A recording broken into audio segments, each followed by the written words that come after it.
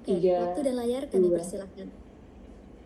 3, 2, 1. Feel the world, make it a better place for you and for me and the entire human race. Lagu ini bukan hanya seruan untuk bumi, tapi juga untuk sesama manusia, agar kita menciptakan dunia yang aman, sehat, dan penuh kasih. Namun, realita di ruang digital jauh dari itu. Di balik layar, banyak remaja menjadi korban cyberbullying, kekerasan emosional yang tidak terlihat, tapi sangat menyakitkan. Next, saat ini 139 juta orang Indonesia aktif di media sosial. Tapi ironisnya, 49% responden dalam survei Poli Indonesia dan 45% anak muda menuju Yunisa dari 21 mengaku pernah menjadi korban cyberbullying. Ini bukan sekedar angka, juru. Ini adalah jeritan diam dari generasi muda. Upaya yang ada seperti UU ITE dan program edukasi belum cukup, juri. Fokusnya masih pada hukuman, bukan pemulihan dan perlindungan berkelanjutan bagi korban. Lalu, apakah kita akan diam atau bergerak? Maka dari itu, saya, Citra Safinas, dari IPB University, mempersembahkan sebuah inovasi penuh empati. Cupid, Cyberbullying Protector in Digital Era, aplikasi penanganan cyberbullying berbasis love method, listening, observing, validating, and empowering yang mendukung SDGs ketiga, Good Health and Well-being. Next.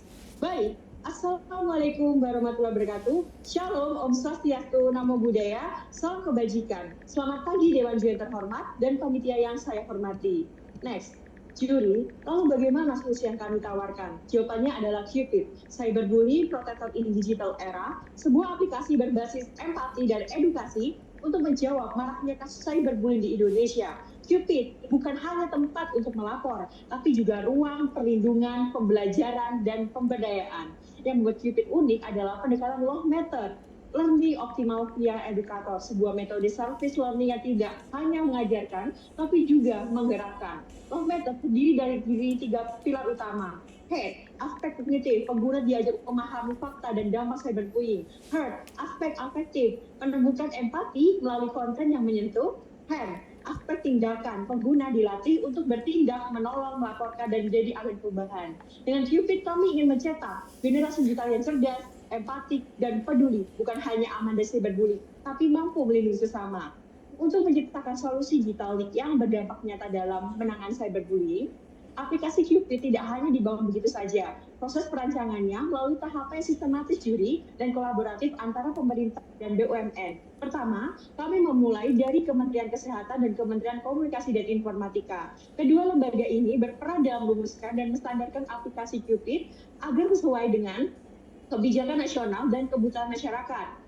Setelah perumusan, dilakukan kajian mendalam oleh Kemenkes terkait dampak psikologi cyberbullying dan bagaimana aplikasi ini mampu berkontribusi dalam mendukung SDGs poin ketiga, Good Health and Well-being. Lalu masuk ke tahap krusial, pengembangan aplikasi bersama dukungan dari lembaga BUMN untuk memastikan Cupid dibangun dengan teknologi yang handal dan aman. Setelah itu, Cupid menjalani uji coba. Jika dinyatakan belum berhasil, akan dilakukan penyempurnaan. Tapi jika lolos, Cupid langsung diperkenalkan ke publik melalui strategi pemasaran online maupun offline. Selanjutnya, setelah melalui alur pengembangan yang ketat dan standarisasi, kini mari kita berkenalan dengan fitur-fitur utama Cupid yang bukan hanya hadir sebagai aplikasi, tapi sebagai pelindung digital melalui pendekatan empati bernama Love Method. Next, 1. Fitur Cheer Heart. Fitur ini mewakili komponen Heart karena berfokus pada aspek emosional pengguna. Di sini, pengguna dapat berkonsultasi langsung dengan konselor sebaya maupun profesional, baik secara anonim maupun terbuka. Melalui chat, panggilan suara, hingga video call, pengguna bisa mendapatkan dukungan emosional, saran, dan strategi konkret untuk menghadapi cyberbullying. Fitur ini memastikan korban tidak lagi merasa sendirian. Yang kedua, Q5 mewakili komponen hand. Fitur ini mendorong aksi nyata di lingkungan sekolah. Cupid membantu untuk membentuk tim tanggap cyberbullying yang terdiri dari guru, siswa, dan konselor terlatih. Tim ini akan melakukan investigasi, pendampingan korban, hingga edukasi kepada pelaku. Ini adalah upaya sistematis untuk membangun lingkungan sekolah yang tanggap dan tegas terhadap kasus perundungan digital. 3. Juno. Ini adalah fitur komponen head yang bertugas membekali pengguna dengan pengetahuan. Pengguna ini akan diarahkan ke portal edukasi berisi artikel, video, dan surat dukungan seputar cyberbullying. Ada cerita inspiratif, wawancara dengan ahli, dan tips praktis, semua dikemas agar mudah dipahami dan menyentuh sisi personal pembaca. Karena pemahaman adalah langkah awal menuju perubahan. Next, 4.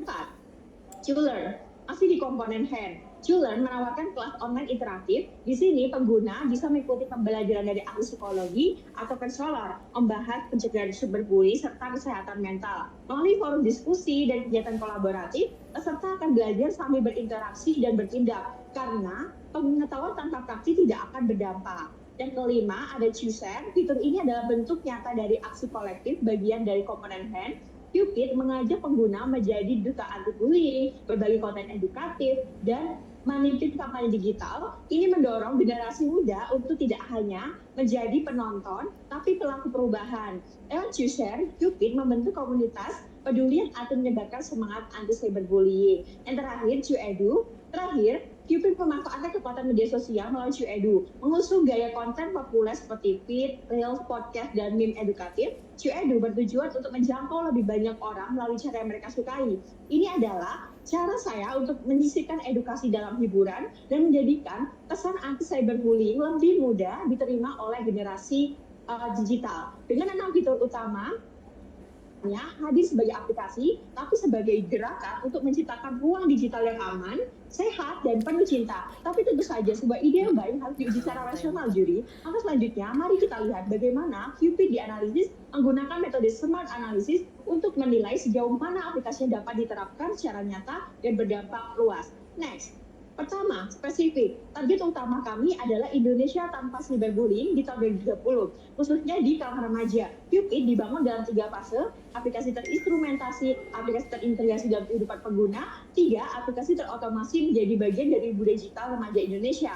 Selanjutnya, measurable. Kami tetapkan indikator konkret, 10.000 unduhan dalam 6 bulan pertama, penurunan 30% kasus cyberbullying, rating aplikasi lebih dari 4,5, jumlah laporan dan partisipasi komunitas digital yang terus meningkat. Dengan indikator ini, efektivitas Cupid dapat dievaluasi secara kuantitatif dan objektif. Acceptable. Cupid diterima masyarakat karena pendekatannya holistik. Dari sisi kesehatan, membantu pemulihan korban. Dari sisi keamanan, mempermudah pelaporan ke pihak berwenang. Dari sisi sosial, membentuk budaya digital yang sehat dan saling menghargai. Realistik. Secara teknis, Cupid dikembangkan menggunakan Android Studio dan React Native untuk Android dan iOS, Invisionet dan Framer untuk desain UI UX, testing untuk pengujian, dan preventive maintenance setiap bulan. Dari segi ekspansi, Cupid disiapkan untuk tumbuh dari tingkat nasional ke regional dengan dukungan komunitas dan kemitraan berkelanjutan. Terakhir, Timebound mengacu pada PDC. Implementasi dilakukan bertahap plan dari tahun 2024 sampai 2025, perumusan kebijakan, stakeholder dan persiapan sistem. Uji coba awal akan ada di Jakarta, wilayah dengan angka cyberbullying tertinggi, kolaborasi akan antar pihak, dan ini akan menjadi kunci. Cek. Evaluasi menyeluruh berbasis data seperti unduhan, kepuasan, laporan, dan penurunan kasus. Dengan arus smart ini, Cupid tidak hanya dibuat, tapi ditargetkan untuk hidup, berkembang, dan berdampak.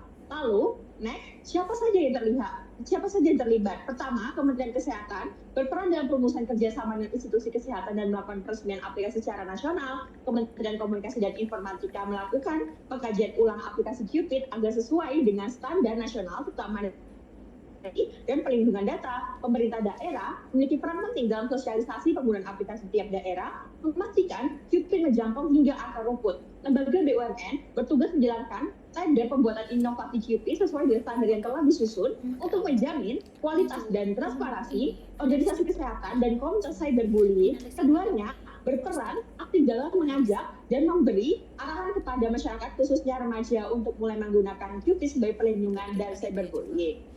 Dengan target yang terukur, dukungan teknologi yang realistis, dan sinergi lintas sektor yang kuat, Cupid bukan hanya sebuah aplikasi, tapi sebuah gerakan bersama, gerakan untuk menciptakan ruang digital yang lebih sehat, aman, dan manusiawi generasi muda Indonesia. Selanjutnya, mari kita simpulkan penjelasan inovasi ini dan bagaimana kita bisa menjadi bagian dari perubahan itu. Pertama, Cupid adalah konsep inovatif. Next, inovatif yang mengintegrasikan aplikasi digital pernyataan law method.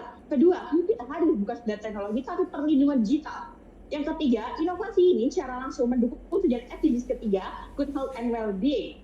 Mari kita ingat, cyberbullying bukan hanya masalah digital, tapi masalah kemanusiaan, dan Cupid adalah langkah kecil namun berdampak besar untuk menjawabnya. Seperti itu, stop cyberbullying.